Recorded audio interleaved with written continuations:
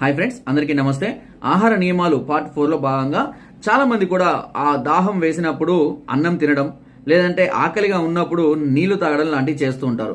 అలా చేయడం వల్ల కడుపులో నొప్పి అనేది తయారవుతూ ఉంటుంది. సో అంతేకాదు బాగా దాహంగా ఉన్నప్పుడు, బాగా ఎండలో పడి తిరిగి వచ్చినప్పుడు నీరు కూడా గబగబా తాగకుండా ఫస్ట్ ఒక బుక్క తాగిన తర్వాత కొంచెం గ్యాప్ ఇచ్చి అక్కడ ప్రేగులన్నీ సర్దుకున్న తర్వాత మళ్ళీ తాగడం లాంటివి చేస్తూ ఉండాలి.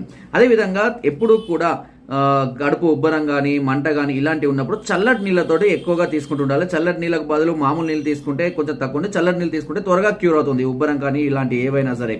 ఇకపోతే అన్నం తిన్నాక ఉదయము మధ్యాహ్నము రాత్రి వీలైతే సోంపు కానీ లేదంటే జీలకర్ర కానీ తీసుకుంటూ ఉండండి. దీనివల్ల ఈజీ డైజెషన్ అవుతుంది, ఫ్రీ మోషన్స్ అవుతుంది, ఎసిడిటీ గ్యాస్ లాంటివి ఉన్నా కూడా వెంటనే బయటికి వెళ్ళిపోవడం అవుతుంది. అండ్ తిన్న వెంటనే ఎప్పుడు కూడా 2 గంటల వరకు నిద్రపోవద్దు. అట్లీస్ట్ ఈ విషయం గుర్తుపెట్టుకోండి. మీకు పార్ట్ 5 కావాలనుకుంటే పార్ట్ 5 అని కామెంట్ చేయండి. నా వీడియో నచ్చితే లైక్ చేయండి, షేర్ చేయండి, సబ్స్క్రైబ్ చేయడం